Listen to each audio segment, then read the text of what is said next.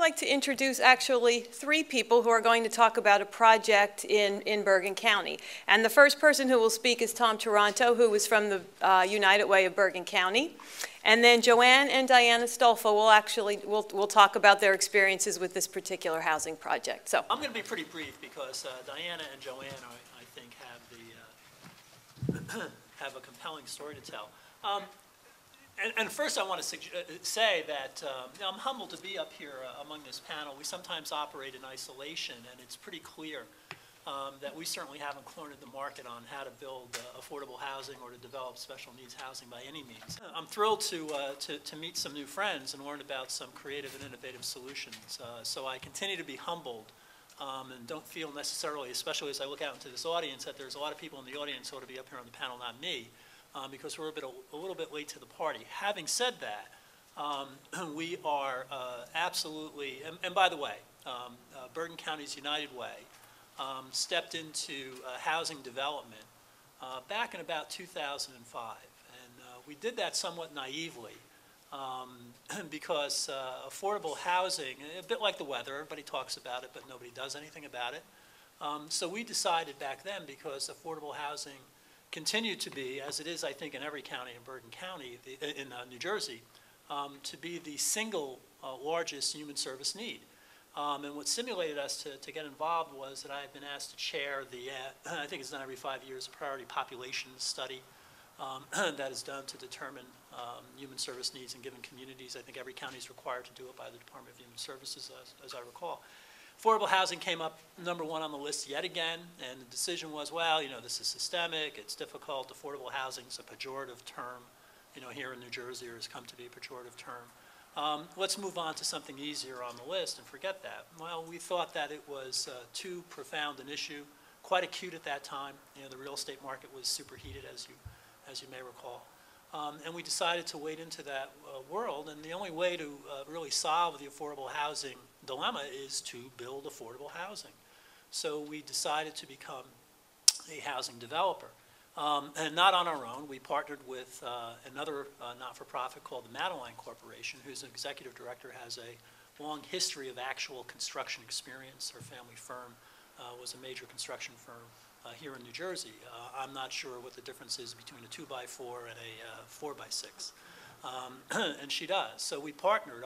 What we brought to the table, we felt, was the relative strength of our balance sheet and the willingness to commit our capital to make site acquisition a bit risky, because you weren't sure that you lined up, that none of the governmental funding had been lined up. A lot of double binds in that world, which is, we'll give you money if you get site control, but we won't give you money for site control in some cases.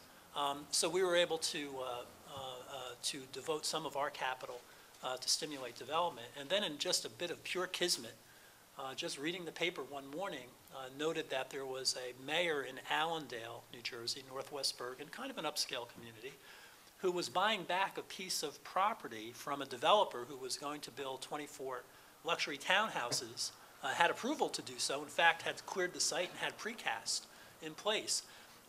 This fellow, I think, was probably a bit prescient and understood that there was a housing crash coming, so he was willing to sell. The mayor had just been elected, and he decided to organize to buy the property back from the developer at the 11th hour and 59th minute. And what he said in the newspaper was, you know, I'd like to create maybe a park and perhaps build some affordable housing. That was a striking omission, because no mayor or council in New Jersey, I think, ever got elected or re-elected by building affordable housing. So I called a board member of mine who happened to live in Allendale and said, hey, do you know this fellow? And it turns out he did. So we met in a diner. So contemplate this, 3 Italians meeting in a diner to talk about a land deal, and one of them a mayor, and no indictment has ensued, at least not yet. And I suggested, look, you know, we're kind of new at this game, but if you're willing to do affordable housing, we're willing to be the developer. And he said, I would like to do affordable housing. I'm not sure what type to do, but I'm thinking about special needs housing or supportive housing. We said we'd be delighted to do that. And that's really how it all began. And you know, to fast forward, what we learned is that we became something, I guess, of a turnkey developer. We are not service providers. We do have a service coordinator whom we've hired who is, to a certain extent, a concierge, if you will, to make sure that the folks who live in the development called Orchard Commons on Franklin Turnpike in Allendale are connected and are enjoying the amenities that Allendale has to offer, and that the service providers who have followed the tenants into Orchard Commons, there's a level of quality assurance, I would say, and I would suggest that it's not it's a very much of a collaborative relationship between that service coordinator and the service providers. And Orchard Commons, as a result of Mayor Barra, Vince Barra, who is the mayor of Allendale, who, by the way, was reelected, and we were happy to attend his reorganization meeting where he gave a little bit of a State of Allendale address, and he said the single biggest accomplishment that the governing body had achieved in the previous 4 years wasn't the new DPW contract, it wasn't the extended hours of the Recreation Commission, but rather it was Orchard Commons. And so effective and successful was Orchard Commons that we have a second development in Allendale called Crescent Commons. We'll get off this Commons thing with our next development, but it's called Crescent Commons. It's even larger. It'll have 17 beds devoted to special needs or folks with developmental disabilities. It also will include 6 units for folks with MS who have been deemed to be a population eligible for the Special Needs Trust Fund, and 6 units of low-income home ownership, which the mayor, I think, the experience with Orchard Commons made his view of affordable housing, which was already pretty elastic, even more elastic. So the project has been so successful that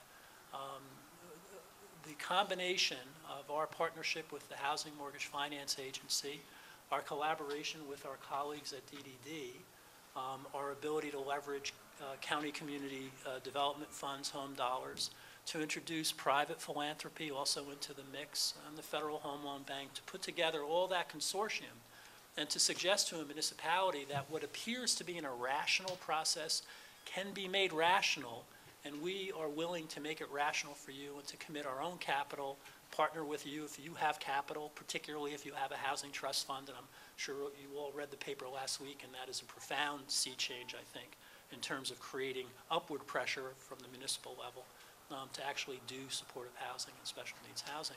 All of that has conspired to create an extraordinary list of leads. We have mayors calling us, asking to explore the possibility. And it's remarkable to me the amount of borough-owned or municipal-owned properties that exist not only in Bergen County, because we have the permission of both of our boards to explore opportunities outside of Bergen, and we are. And lastly, I'll conclude, and I think hopefully a nice segue to Joanne, that while we try to do a broad range of affordable housing, or as I'm trying to say, to increase the supply of housing that people can afford, it is really special needs housing that ignites our passion. And the reason for that is that the extraordinary commitment and fierce advocacy of the parents that we have come to know and work with is just absolutely a joy to us. And I have to say that I learned a new term, as a result of this work, a meaningful life. The ability to see tenants in Orchard Commons really fully flourish and enjoy meaningful lives is really all the fuel that's needed for us to keep knocking on more doors and build more. So with that, I'll turn it over to Joanne.